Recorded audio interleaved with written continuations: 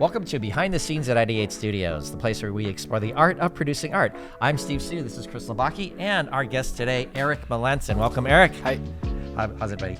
You are a shooter and editor at Nella Media Group. Yes. You also freelance. You're also a photographer. So I know Nella does a lot of these things called brand videos. Mm-hmm. This topic of this session is how to make a great brand video. Yeah. Branded What is storytelling. Branded. So what is a brand video, though? So with a lot of the stuff that we do, we will do little profile pieces on individuals or companies, local companies a lot of times, and stuff like that. And I think just it's important that everybody really, whether it's personally or business-wise, is really at this point in time trying to sell something. You know what I mean? And people respond well to videos, to ads, sometimes more compelling than photos. How long is a brand video?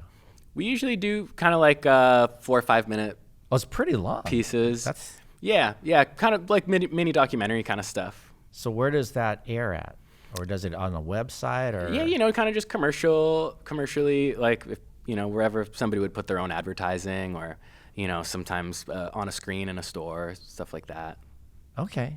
So and it would loop sometimes, or? Yeah. A lot of what we do too is we work with a lot of like hotels and stuff, and we'll just be on there like the TV channel. You know what I mean? Okay. They get their little brand channels, we call them. So the point is to tell the story of, say, a product line, a company, or an individual Yeah. person. Mm-hmm. And so how do you do got that? it. Like, where do you start? Yeah, I think the important part is to define what this thing is and what they're looking to do. And earlier we were talking about personal filmmaking and just trying to connect to that like level of truth in a story or with a person, and just finding the just something that everybody can universally understand.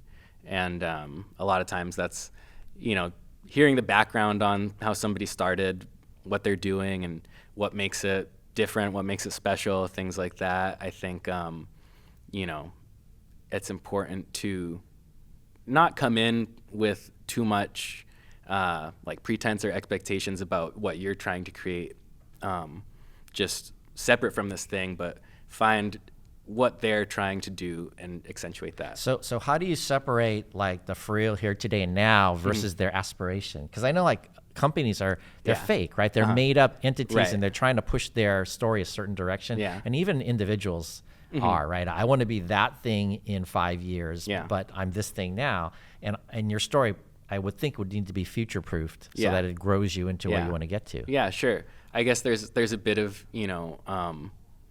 within any sort of selling, there's like a bit of posturing and sort of But you don't want to make it look like posturing. right. Yeah, you'd like to be, it's like the kind of dress for the job you'd like to have, or whatever kind of thing. It's like you're gonna Dress for success. dress for success. Yeah. However, whatever size your company is right now, what steps can be taken to make it appear as large as you'd like it to be. So you're like the magician of the future. I play a small role, but I'd like to think so. Yeah. How do you shape it to approach that future idea, like when you're making these videos? I think I guess partly maybe staying away from anything too topical, or anything like super stylized. Like we kind of we're not too flashy the way that we shoot or anything like that. It's pretty I guess timeless in a way. It feels modern and it feels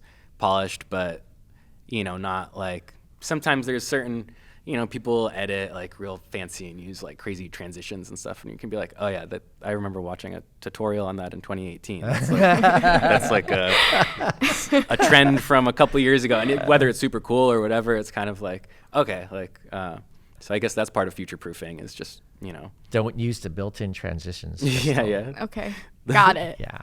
Just like The Star Wars do the like jump cuts transitions. are fine, right? Yeah. Just stay on track on the story. Totally. Okay.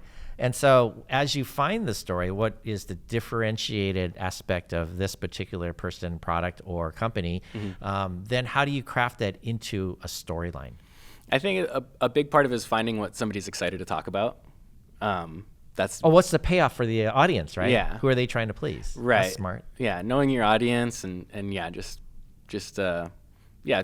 chasing what seems to be, pushing this person forward. When you're interviewing somebody and you see them light up or smile, about something. If you start and they're just kind of like, yeah, I do this, I do that, and then it's kind of like, okay. And once you find that string, you just kind of keep pulling it. And I think it's, good to be really fluid while you're while you're having those interviews, if you're doing a talking head or finding what the narration is going to say, the copy, things like that. Are there scripts written for brand videos, or is it more like a doc? You just shoot a lot of stuff. Yeah, more documentary style. Yeah. Okay. But I mean, you work for an agency. Nella Media Group is pretty big, sophisticated. Do they have art directors and they do like producers and they write all those documents like, here is our persona and here is the audience buckets that we're chasing? And there's definitely like, through the different, media channels, brand channels that we have, there's different people, kind of pitching these stories, writing these stories, connecting with these people. And there's definitely like a bit of beforehand, setting up goals and expectations. And on my side of things, it's kind of cool with this job. I get to kind of just show up and do it. It's not the same as my freelance work where I'm having to do as much of that legwork. But definitely. So they give you a package. They say, here's a script or like a shot list, storyboard. Yeah. We go in really loose a lot of times, actually. I think lately we've been a little bit more like, all right, what's some exact like bullet points here and stuff. But everybody, we shoot very kind of efficiently and kind of just like, I think have good instincts on the whole team from everybody. So we can kind of just come in and we'll find, exactly what needs to happen on the day a lot of times. Are these one-day shots?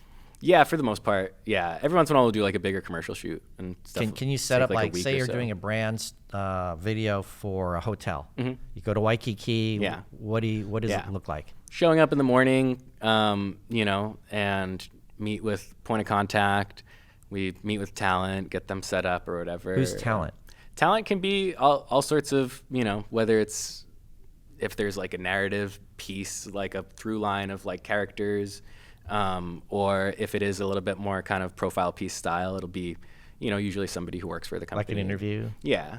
And, then we'll sort of sit down and if it is an interview, we'll do the interview. Afterward, we'll get some B-roll, listen to the things that they were talking about, see what we can find around to connect to those things. Like if they're shooting cocktails. Yeah.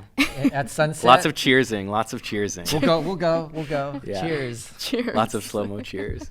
Yeah.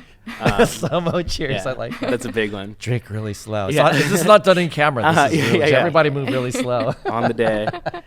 And then we work with, photographers too from time to time, and we'll kind of trade off shots, and we'll kind of work on different setups, and we'll shoot video for a little bit. So photographers meaning stills that go into the brand videos?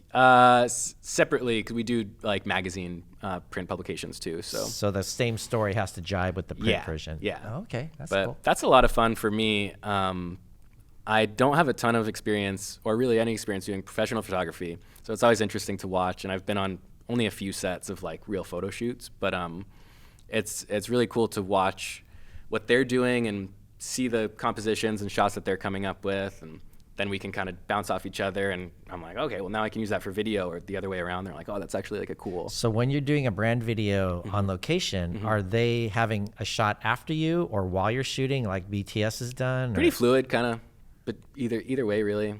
Okay. Yeah. And then, we'll just have like I said, a point of contact there that we're kind of, bouncing stuff off of, and, see if they really want to push something in a certain direction. But so is it typically a whole day shoot or a half day? A lot of half days. Okay. Yeah. And then how much edit time do you put on top of that? I personally, for something like that, maybe like 20, 30 hours.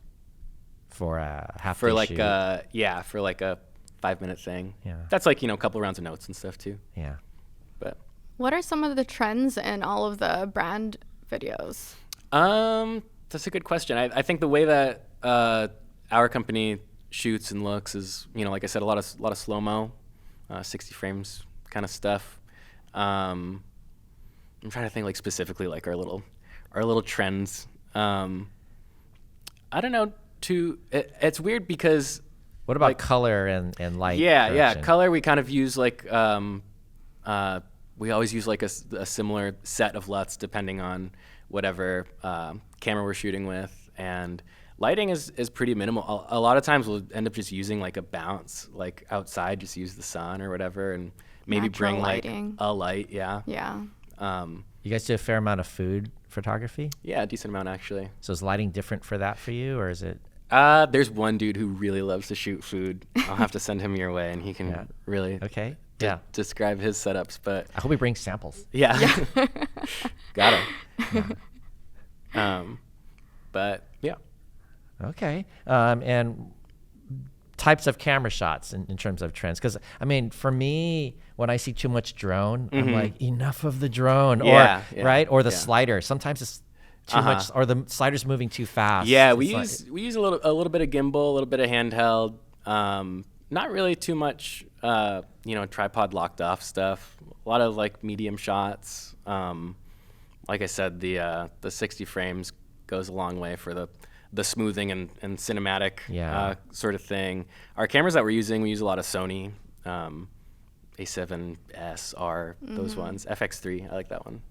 Bigger actually projects really we use like Red. handheld work because Me it's, too. it's not shaky, but it's like it feels more real. Yeah. And I think people expect more Yeah. authenticity nowadays. I agree. Yeah, for our bigger projects that we'll use we're just working on a commercial last week, and we did a lot of Red, and we were shooting just like that with the Easy Rig, and kind of leaning into like a little bit of looseness. And Yeah.